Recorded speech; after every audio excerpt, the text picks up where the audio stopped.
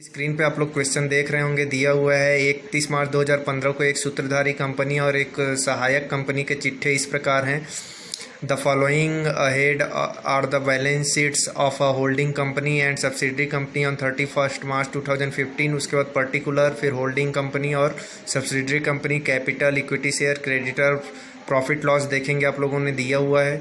फिर उसके बाद हम लोगों का आधा जो क्वेश्चन है देखेंगे। यहाँ पे हम लोगों को स्क्रीन पे क्वेश्चन दिखाई दे रहा है, एसेट्स दिया हुआ है और हम लोग देखेंगे 720 शेयर्स जो है बस खरीद रही है सब्सिडरी कंपनी, कॉस्ट 720 शेयर्स बस खरीद रही है। तो यहाँ पे हम लोगों को सबसे पहले देखना पड़ेगा कंपनी कितने % शेयर्स खरीद रही है और कितने % बच जा रहे हैं। तो यहाँ पे दो कैलकुलेशन आपका निकल के आता है, जब हम लोग कैपिटल रिजर्व का और उसके बाद हम देखेंगे तो वहाँ पे हम लोगों का माइनॉरिटी भी निकलेगा। तो ये हम लोगों का क्वेश्चन है।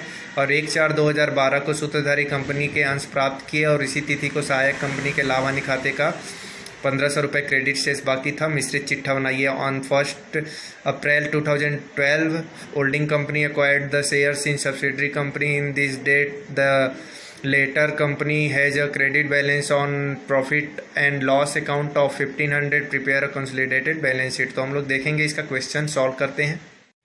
जैसा कि हम लोग क्वेश्चन को देखेंगे तो हम लोगों को क्वेश्चन में दिया था, हम लोगों ने 31 मार्च 2015 को एक सूत्रधारी कंपनी जो है सहायक कंपनी के चिट्ठे इस प्रकार दिया हुआ है। उसके बाद हम लोगों को क्वेश्चन सॉल्व करना था और कंपनी जो है अंश प्राप्त कर रही है 1/4/2012 को।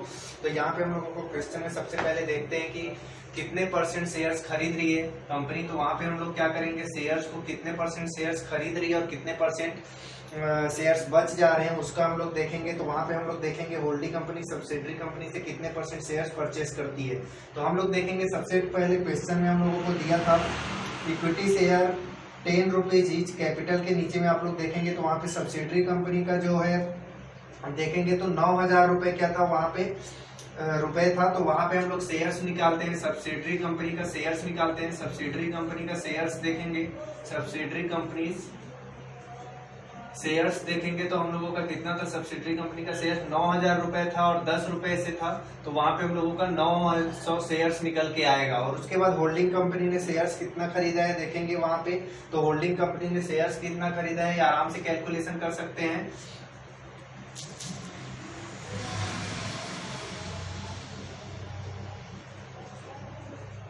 Purchase by holding company. तो होल्डिंग कंपनी ने कितने परचेज किए हैं वहां पे हम लोग कैलकुलेशन कर रहे हैं, कितने % शेयर्स खरीदे हैं। तो यहाँ पे हम लोग देखेंगे होल्डिंग कंपनी ने लिखा था वहां पे, जब हम लोग एसेट्स में देखेंगे तो वहां पे दिया था 720 shares in subsidiary company at cost. तो वहां पे 720 शेयर्स खरीद रही थी कौन, होल्डिंग कंपनी 720 शेयर्स खरीद रही थी किससे, सब्सिडरी कंपनी से। जबकि सब्सिडरी कंपनी के पास शेयर्स कितने थे, 900 शेयर्स थे। तो वहां पे हम लोग जब देखेंगे तो यहाँ पे पता चल जाएगा कि 80% हम लोगों ने क्या किया है, शेयर्स परचेस किया है। 80% शेयर परचेस किया है तो वहां पे माइनॉरिटी कितना चले जाएगा, माइनॉरिटी हमें हमारा चले जाएगा देखेंगे माइनॉरिटी शेयर्स। तो वहां पे चले जाएगा हम लोगों का 20%, क्योंकि 80% अगर कोई कंपनी खरीद रही है तो 20% उसका क्या चले जाएगा, माइनॉरिटी शेयर्स में चले जाएगा। और उसके बाद हम लोग यहाँ पे कैलकुलेशन करेंगे, फिर देखेंगे कैपिटल रिजर्व का। तो वहां पे हम लोग कैलकुलेशन कर लेते हैं, कैलकुलेशन करेंगे कैपिटल रिजर्व का। तो कैलकुलेशन हम लोग करेंगे कैपिटल रिजर्व का। तो वहां पे देखेंगे कैपिटल रिजर्व का जब कैलकुलेशन करेंगे तो हमारा फॉर्मेट क्या था। तो हम लोग पहला कैलकुलेशन कर रहे हैं कैपिटल रिजर्व का। तो वहां पे हमारा फॉर्मेट था हम लोगों का, सबसे पहले तो कॉस्ट ऑफ शेयर्स लिखेंगे या कॉस्ट ऑफ इन्वेस्टमेंट। तो कॉस्ट ऑफ इन्वेस्टमेंट देखते हैं, कॉस्ट ऑफ इन्वेस्टमेंट वहां पे है हमारा, इन्वेस्टमेंट हमारा कितना है, कॉस्ट ऑफ इन्वेस्टमेंट 720 शेयर्स हम लोगों ने लिया था। 720 शेयर्स का पैसा कितना दिया था, तो आप लोग क्वेश्चन में देखेंगे तो वहां पे 720 शेयर्स का दिया था 8000 रुपए। तो वहां पे 8000 रुपए आ जाएगा। इस तरीके से हम लोगों ने कॉस्ट ऑफ इन्वेस्टमेंट को लिखा और 8000 आया, क्योंकि 8000 शेयर्स खरीद रही थी कंपनी, 8000 रुपए में खरीद रही थी 720 शेयर्स को। और उसके बाद हम लोग देखेंगे तो वहां पे हम लोगों का क्या है, फेस वैल्यू देखते हैं। तो फेस वैल्यू कितना आता है अगर हम लोग देखते हैं तो वहां पे फेस वैल्यू माइनस होता है। तो फेस वैल्यू कितना आता, फेस वैल्यू हम लोग देखते हैं तो 720 शेयर्स था और 10 रुपए से अगर हम लोग लेते रहे थे तो वो कितना होता, 7200 रुपए होता, 7200 रुपए होता। तो वहां पे 7200 रुपए आएगा। उसके बाद हम लोग देखेंगे तो ये क्वेश्चन हम लोगों को सबसे पहले समझ लेना था कि ये प्री में है या पोस्ट में है। तो हम लोगों को देखेंगे तो ये क्वेश्चन हम लोगों को चालू कब हो रहा था, ये क्वेश्चन हम लोगों को 31 मार्च को क्या कर रहा है, खत्म कर रहा है। 31 मार्च 2015 को खत्म करने के लिए बोला है। इसका मतलब वो स्टार्ट कब हुआ होगा, अगर हम लोग क्वेश्चन को देखेंगे तो 1 अप्रैल से चालू हुआ होगा और 31 मार्च को खत्म होने की बात कर रही है यहाँ पे क्वेश्चन में। तो यहाँ पे हम लोगों को 1 अप्रैल से 31 मार्च देखेंगे तो हम लोगों को क्या हो रहा है, 6 महीने से पहले वो शेयर्स को खरीद रहा है, क्योंकि क्वेश्चन में बोल रहा है 1/4/2012 को ही उसने क्या किया है, पूरे शेयर्स को खरीद लिया है। तो यहाँ पे 6 महीने पहले ही खरीद लिया है, इसका मतलब क्वेश्चन क्या हो जाएगा, प्री में हो जाएगा, क्योंकि 1 अप्रैल को ही परचेस कर रही है इसलिए प्री में है। अगर मान लीजिए 6 महीने बाद खरीदती तो ये क्या होता, पोस्ट में होता। तो ये क्वेश्चन हम लोगों का प्री में बन रहा है।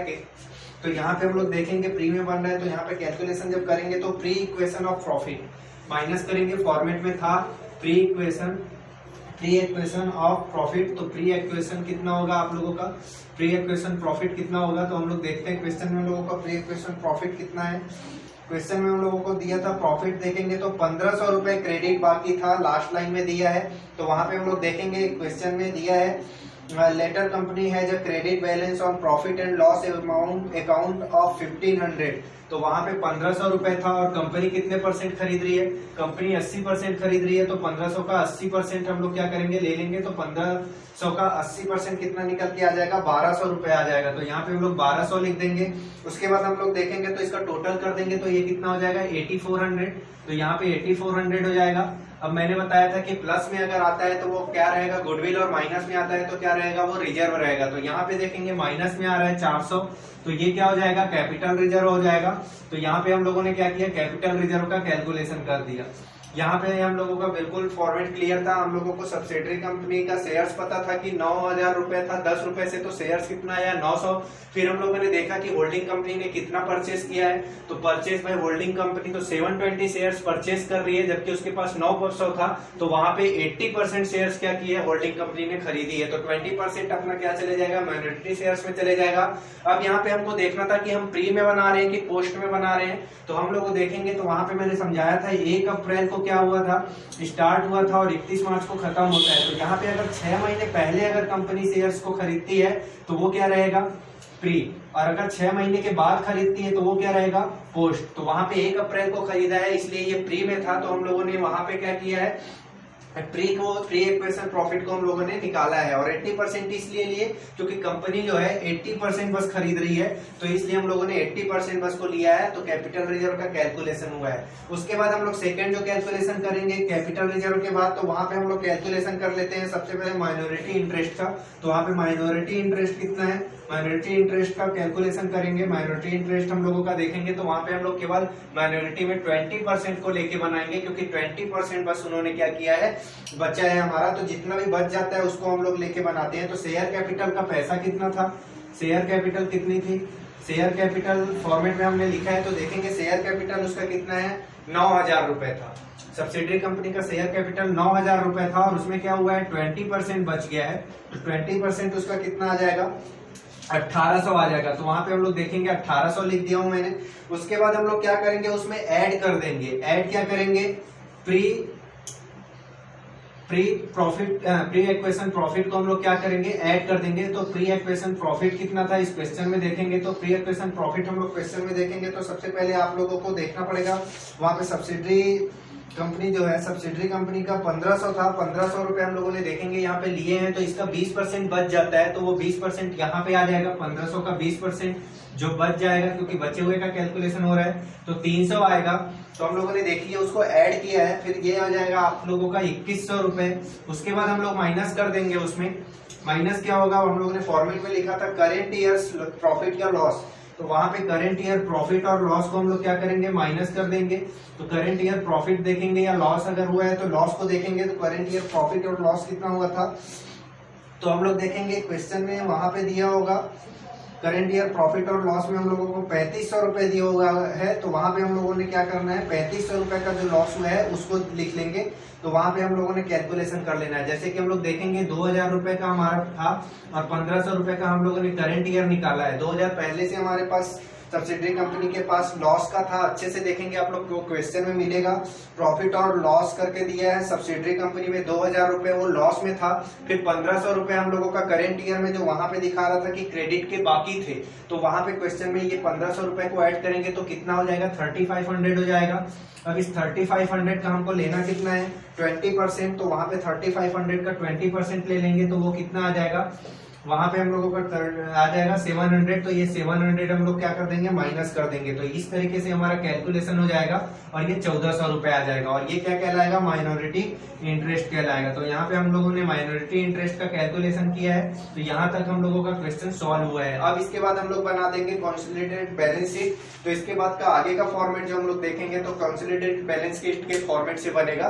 तो हम लोग उसके फॉर्मेट से बनाएंगे। तो आप लोगों को देखें इसका बैलेंस शीट बनाते हैं, कैसे बनाते हैं आप लोगों को मैं दिखा देता हूँ एक बार। उसके बाद हम लोग सेकंड क्वेश्चन देखेंगे। उसके बाद सेकंड क्वेश्चन को हम लोग सॉल्व करेंगे।